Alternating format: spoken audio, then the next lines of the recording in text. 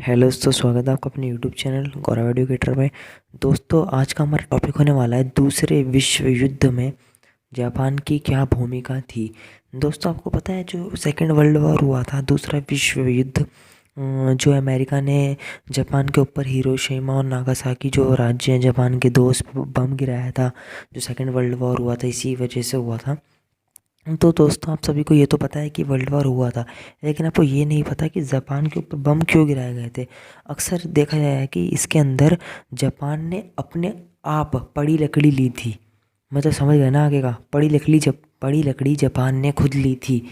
America की जो जानबूझ की ये मर्जी नहीं थी बम गिराने की। अब हम जानते हैं क्या थी ये फैसला, और क्या थी ये मनमानी, और क्या थी ये मर्जी। दोस्तों, सबसे पहला हमारा पॉइंट है, ऊपर का जो क्वेश्चन हमारा बनता है, दूसरा विश्व युद्ध जापान की भूमिका।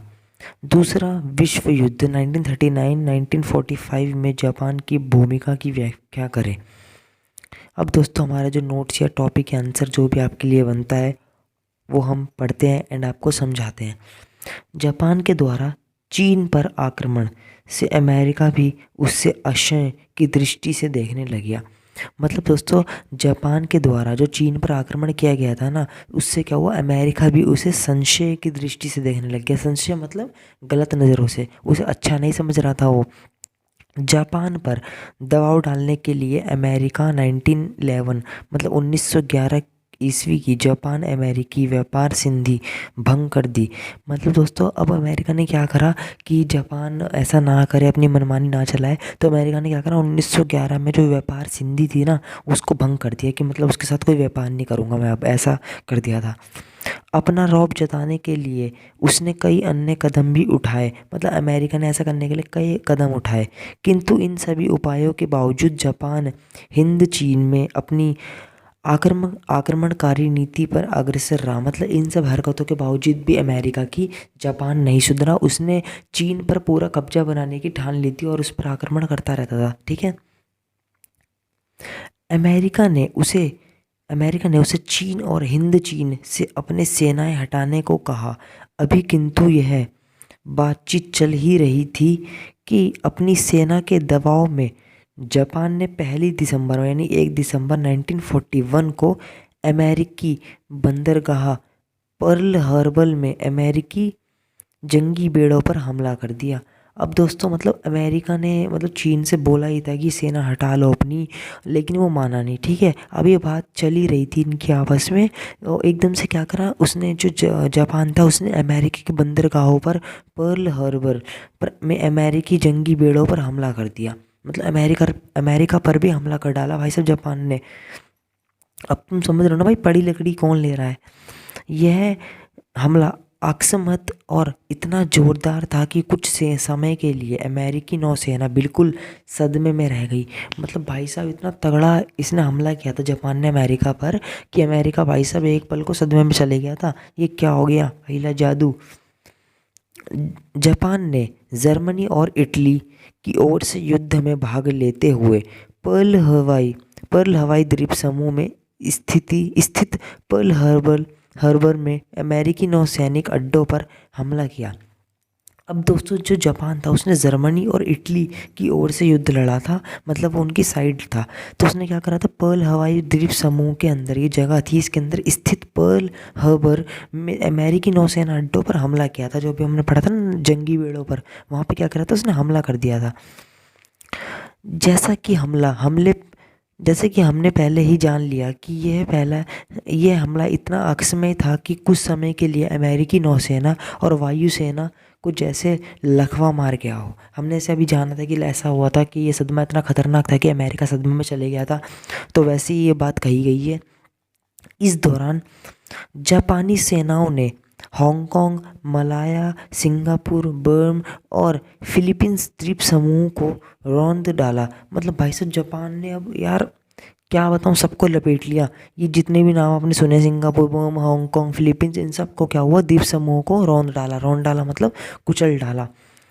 अब क्या हुआ, 19 अप्रैल 1942 तक पूरा इंडोनेशिया उसके अधीन हो चुका था। मतलब अब पूरा इंडोनेशिया ने भी उसने 19 अप्रैल तक अपने अधीन कर लिया, अपने कब्जे में कर लिया। ओके। जापान को ऐसा लग रहा था कि अमेरिका और ब्रिटेन जर्मनी को नहीं हरा पाएंगे। अब जापान क्या समझ रहा था कि भाई जो अमेरिका है और ब्रिटेन है ना, वो जर्मनी को हरा नहीं सकते, क्योंकि जापान जर्मनी और इटली की साइड था। परंतु उसके दुर्भाग्य से पर्ल हार्बर पर हमले के 3 दिन के भीतर ही जर्मन सेनाएं मॉस्को से हटने लगी। अब भाई साहब मतलब उसके ना हमला जब उसने करा तो उसके 3 दिन बाद ही जर्मन जो सेनाएं थी वो मॉस्को से हटने लगी। 1942 ईस्वी के मध्य तक जापान अपनी शक्तियों के शिखर पर रहा। मतलब भाई 1942 तक जापान अपनी शक्तियों के शिखर पर रहा, मतलब उसकी शक्तियाँ एकदम पॉइंट पर थी भाई, सबसे ऊपर उसकी शक्ति चल रही थी, मतलब उसके सामने कोई टिक नहीं पा रहा था, ऐसा इसमें बोला है।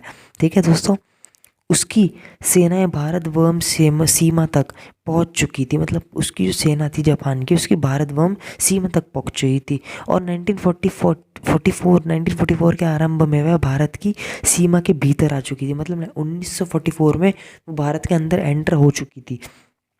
इसी समय पासा पलटा और जापानी सेना तीव्र गति से वापस लौट गई और एकदम से वो जापानी सेना भारत से लौट गई। पता नहीं एकदम से क्या पासा पलटा। 1945 में जापानी के हथियार डालने के बाद मित्र राष्ट्रों की सेना यूरोप से मुक्त हो चुकी थी। अब दोस्तों 1945 में जापान के हथियार डालने के बाद, जर्मनी के हथियार डालने के बाद मित्र राष्ट्रों की सेना यूरोप से मुक्त हो चुकी थी। अब जापान का पतन भी नज़दीक दिखाई देने लगा था। मतलब भाई अमेरिका थोड़ी सी शक्ति से पेश आ रहा था, उसने कुछ प्लान्स बना लिए थे जापान की पूंगी बजाने के लिए।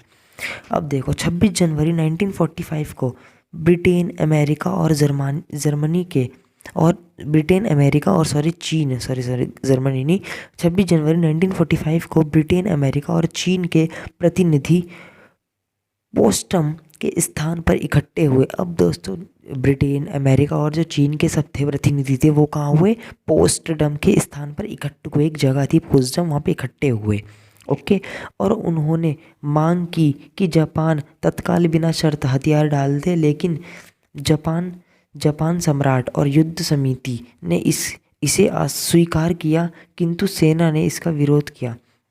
मतलब भाई ये जो चीन वाले थे और अमेरिका ब्रिटेन वाले, इन्होंने बोला कि अपने हथियार जापान है डाल दे, मतलब हमला ना करे, अपने आप को वो कर दे, अंडर अरेस्ट जैसे हम बोलते हैं, हथियार डाल दे।